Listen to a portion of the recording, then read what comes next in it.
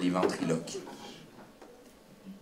Les ventriloques ont des voix d'ailleurs. Tous les matins du monde, ils sont là, juste un peu plus loin, à exploser lentement dans l'aquarium. Juste un peu en dessous de la surface du réel. Il n'y a pas grand-chose qui les sépare des autres, sinon une membrane invisible. Pas grand-chose, à peine un 16e de pouce d'infini. Les ventriloques parlent d'ailleurs, juste à côté de leur tête. Tu penses qu'ils sont avec toi, mais leurs yeux diagonales, puis en dedans, ils se posent des grandes questions existentielles.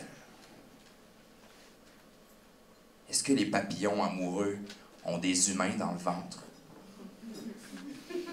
Comment calculer le temps qui s'écroule ou parler dans syntaxe des flocons de neige?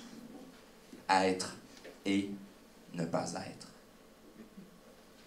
Dans les dernières lueurs du jour, on peut voir balancer leurs grosses têtes dans l'air fané. Comme des géants maladroits osciller entre le génie et le pathétique. C'est parce qu'ils voient tout le vide entre les atomes de sens. Puis qu'à chaque seconde, ils se demandent pourquoi? Pourquoi mettre leurs mains dans l'engrenage du monde?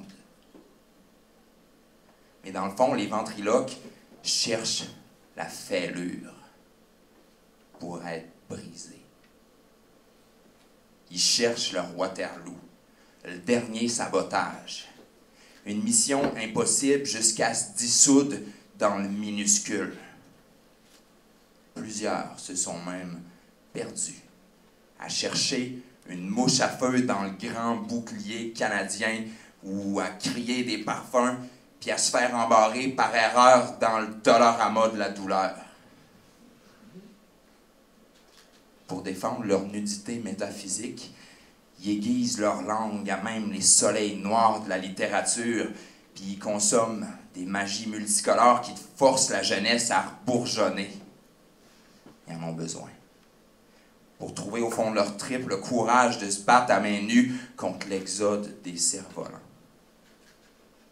Parce qu'ils n'ont pas le choix. Même enfermés, les ventriloques ne peuvent pas s'empêcher d'écouter aux portes de la beauté. Il y en a qui disent que c'est les hommes de demain, d'autres que c'est le début de la fin. Mais les ventriloques s'en foutent. Ils sont nés avec 3 millénaires de fatigue puis des aurores boréales dans le cœur.